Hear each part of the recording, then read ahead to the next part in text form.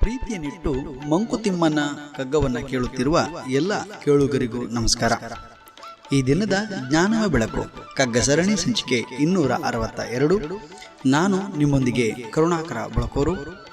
ಕಗ್ಗ ಗಾಯನಕ್ಕೆ ಧ್ವನಿಯಾಗಿದ್ದಾರೆ doctor Rohini Mohan ಮತ್ತು ವಿದ್ವಾನ್ ಸುರೇಶ್ ರಾವತ್ತೂರು. ಬನ್ನಿ ಕೇಳುಗರೆ, ಈ ದಿನದ ಕಗ್ಗ ಮಾಲಿಕೆಯಲ್ಲಿ ಮಾನ್ಯ DVG ಅವರ ಕಗ್ಗವನ್ನು ಕೇಳಿ ಬರೋಣ. ಕರವೆರಡ ದೃಷ್ಟಕ್ಕೆ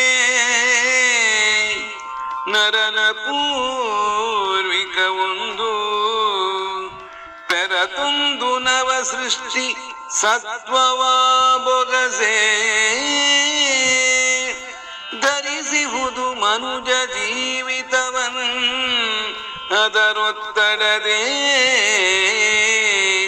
ಧರಿಸಿಹುದು ಮನುಜ ಜೀವಿತವನ್ ಅದರೊತ್ತಡದೆ ಪರಿದಾಟ ನಮಗೆಲ್ಲ ಮಂಕುತಿಮ್ಮ.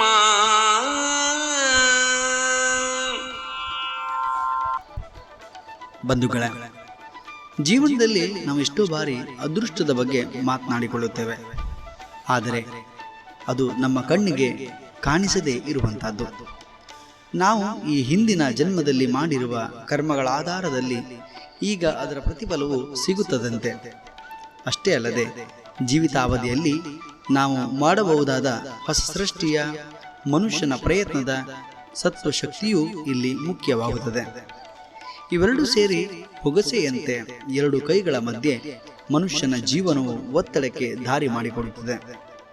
ಇದರಿಂದಾಗಿಯೇ ನಮಗೆಲ್ಲ ಪರದಾಟವಾಗಿರುವಂತಹದ್ದು. ಇಲ್ಲಿ ನಾವು ಸೂಕ್ಷ್ಮವಾಗಿ ಗಮನಿಸಬೇಕಾಗಿರುವಂತಹದ್ದು, ಪೂರ್ವಕರ್ಮದ ಫಲ ಸಿಗುತ್ತದೋ ಇಲ್ಲವೋ ತಿಳಿಯದು. ಆದರೆ ನಮ್ಮ ಸ್ವಪ್ರಯತ್ನವಂತೂ ಬೇಕೇ ಬೇಕು. ಆತ್ಮವಿಶ್ವಾಸ ಮತ್ತು ದೈವ ಭಕ್ತಿಯಿಂದ ನಮ್ಮ ಕಾರ್ಯಸಾಧನೆಯನ್ನು ಪ್ರಸಕ್ತದಲ್ಲಿ ಮಾಡಿಕೊಳ್ಳಬೇಕೆಂದು ಮಾನ್ಯ DVG ಅವರು ಈ ಕಗ್ಗದಲ್ಲಿ ಉಲ್ಲೇಖಿಸುತ್ತಾರೆ. ಬಂಧುಗಳೇ, ಡಾಕ್ಟರ್ ರೋಹಿಣಿ ಮೋಹನ್